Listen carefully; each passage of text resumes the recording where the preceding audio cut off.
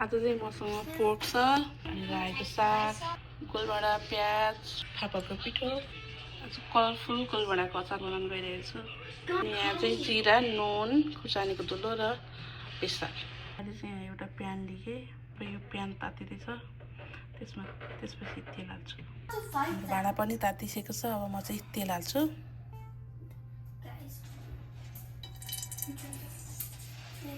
हाम्रो तेल नै तातिसकेको छ। मलाई चाहिँ यो मेथी झानेको एकदम मनपर्छ, बास्ना आउँछ, त्यही भएर म चाहिँ मेथी झान्छु।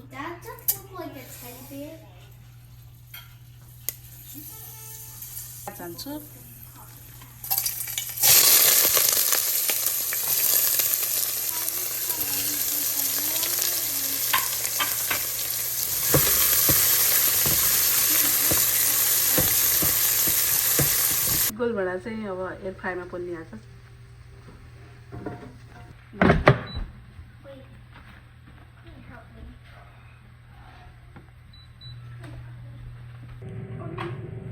गोलभडा चाहिँ पोलिँदैछ। आज चाहिँ गोलभडा चाहिँ एयर फ्रायरमा पोल्नु लाग्यो। मेरो अब प्याज पनि रातो भइसकेको छ। अब म पोर्क हाल्नु गइरहेको छु।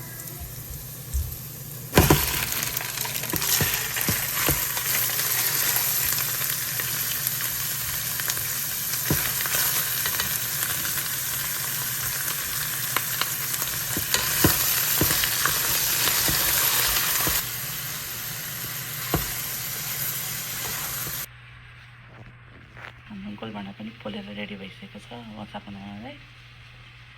हाम्रो पोर्क यसरी फुटिँदैछ।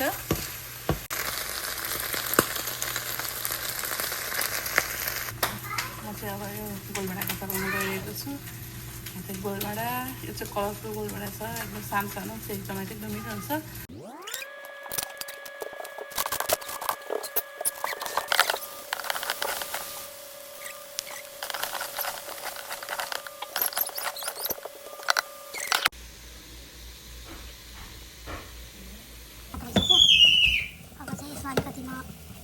पानी एड गर्छु। यसमा अलिकति अब पानी एड गरिदिनु।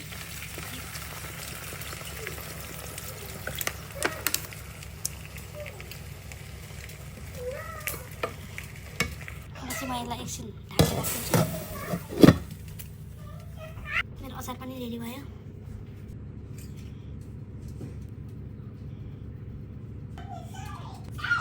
मेरो अचार पनि रेडी भइसक्यो।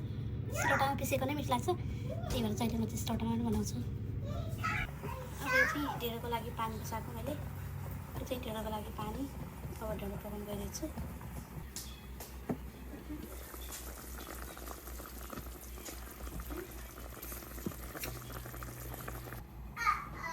म एकछिन साग हाल्छु।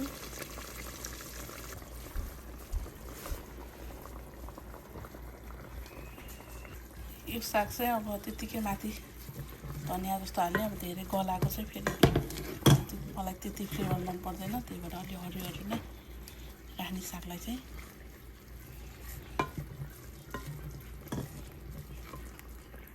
हाम्रो चाहिँ अब पोर्क विथ रायोको साग अलमोस्ट रेडी भइसकेको छ।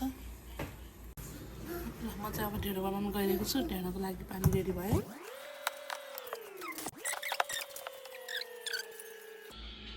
हाम्रो आज पोर्कको तरकारी, गोलभडाको अचार, फापरको ढेँडो, पोर्क विथ रायोको साग रेडी भइसक्यो। अब हामी खाइ ल।